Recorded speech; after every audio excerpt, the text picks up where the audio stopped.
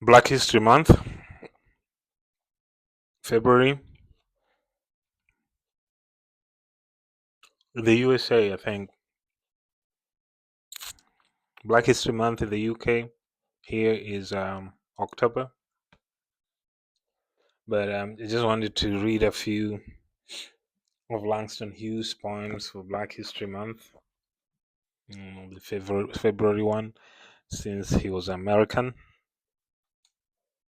And he was one of the big names of the Harlem Renaissance, and a very well loved poet who was still read even contemporarily.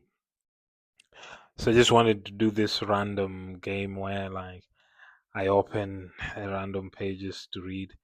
But I thought there's also some specific, really specific poems of his that I'd love to read. So I'll read those and then I see if I can do the random sort of reading of the poems. So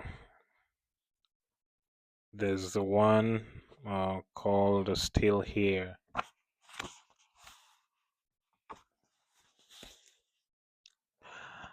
I've been scared and battered, my hopes the wind done scattered. Snow has froze me, sun has baked me.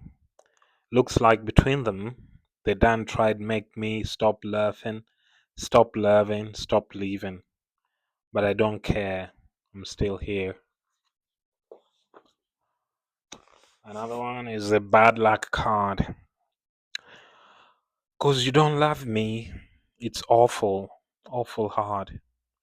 Gypsy done showed me my bad luck card. There ain't no good left in this world for me. Gypsy then told me, unlucky as can be, I don't know what poor weary me can do. Gypsy says I'd kill myself if it was you, if I was you. So Langston Hughes is a poet that I've read over and over again through the ages, and he has this sort of blues poetry, and there's a lot of music in that. So as also a fan of blues music, whenever sometimes I read his work, I play these guitars on the back and give them some of these imaginary melodies in my head, and you can just read and just flow with it as if you're reading some music, you know.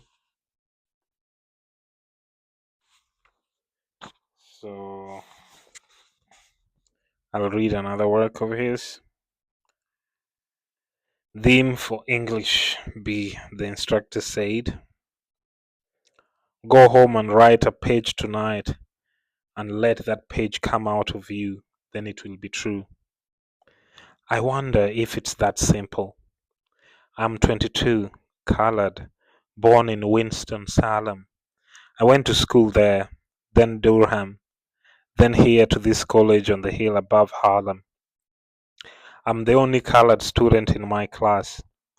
The steps from the hill lead down into Harlem, through a park, then I cross St. Nicholas, 8th Avenue, 7th, and I come to Y, the Harlem branch Y, where I take the elevator up to my room, sit down, and write this page. It's not easy to know what is true for you or me at 22, my age, but I guess I'm what I feel and see and hear. Harlem, I hear you, hear me, we too, you, me, talk on this page. I hear New York too. Me, who? Well, I like to eat, sleep, drink, and be in love. I like to work, read, learn, and understand life. I like a pipe for Christmas present, or records, Basie, Bop, or Bach. I guess being colored doesn't make me not like the same things other folk likes who are other races. So will my page be colored that I write? Being me, it will not be white, but it will be a part of you.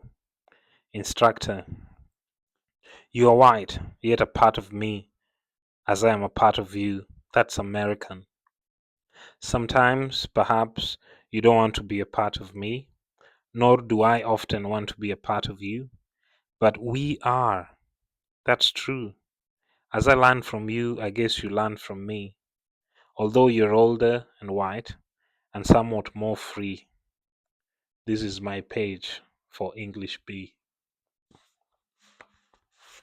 So that's one of my favorites from this collection. I mean, there's a lot of poems in here that I would read anytime. I think I highlighted that. That's why I got to it first of it. It's way on the back. So there's maybe not a lot of, there's some really more known poems of his that maybe I might not read on this. Like I too sing America. You know, I think I did a sketch of that. Let me show you. Uh, I too sing America. I did a wee sketch of that in my sketchbook. My sketchbook, which also worked like marginalia, you know, where I sketched poems and phrases that I've fallen in love with. Sort of, if I lost my own library, and it needed to be reconstructed from scratch, somebody would just go through my sketchbook and we'd pick up these books and these writers and recreate my sort of collection of books. So this I too sing America. It's in that collection, but I'll read it here because I'll have to look through all those pages to find it.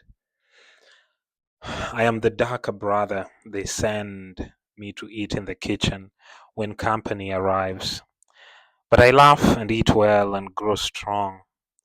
Tomorrow I'll be at table when company comes. Nobody will dare say to me, eat in the kitchen then. Besides, they'll see how beautiful I am and be ashamed. I too am America. Langston Hughes. Yeah, so nice sketch there.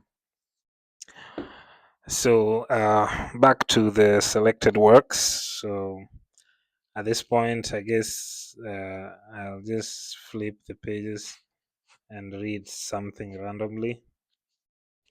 A little green tree, lament over love. Oh, okay, let me read this one. Uncle Tom. I don't know. I think the word Uncle Tom has some cultural significance in the US, so I'll read. Within the beaten pride, without, or within, then the beaten pride, without the grinning face, the low, obsequious double bow, the sly and servile grace of one the white folks long ago taught well to know his place.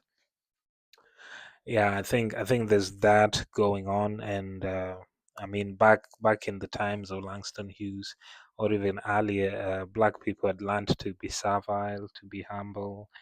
You're not supposed to talk back. You're just supposed to, lower your head and is trying to stay out of trouble, so you wouldn't assert yourself or assert your rights or anywhere where justice seems not to be served. And I mean, it's an experience maybe that black people still face in white dominated spaces. And that feeling that, you can't sort of progress. I mean, it's not as bad or as out there like it used to be. It's a bit subtle, but the sense that sometimes you should feel like it's a privilege to be in some spaces and you should not complain. You should just bow your head and say yes sir.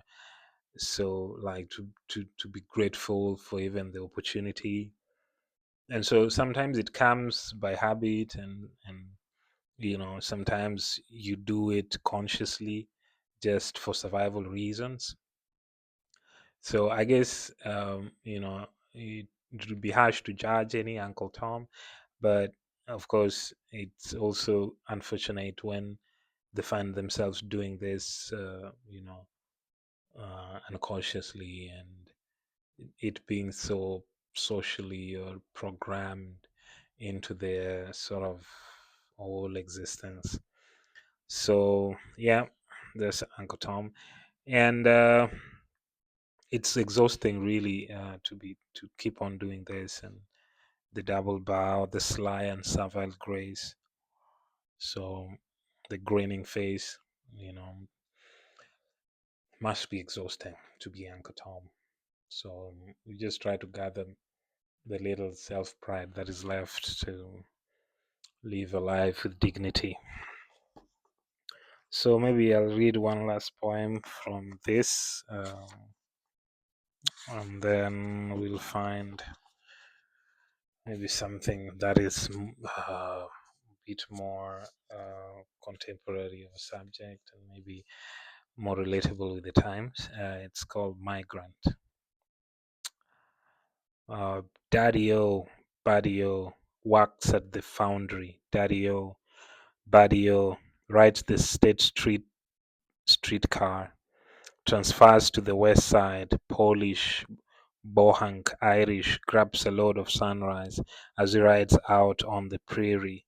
Never knew do Sable has a lunch to carry.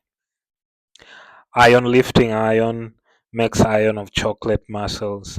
Iron lifting iron makes hammer beat of drum beat and the heat that molds and melts and molds it on the red heart become an anvil until a glow is lighted in the eyes once soft benighted and the cotton field is frightened 1,000 miles away. They draw up restrictive covenants in Australia too. They say our president takes up important matters. Still left by VJ Day, Congress cases Russia. The Tribune's hair turns grey. Daddy-o, Buddy-o signs his name in uphill letters on the check that is his pay. But if he wasn't in a hurry, he wouldn't write so bad that way. Daddy-o. Okay, maybe not the last one. Okay, but we can find another. Uh,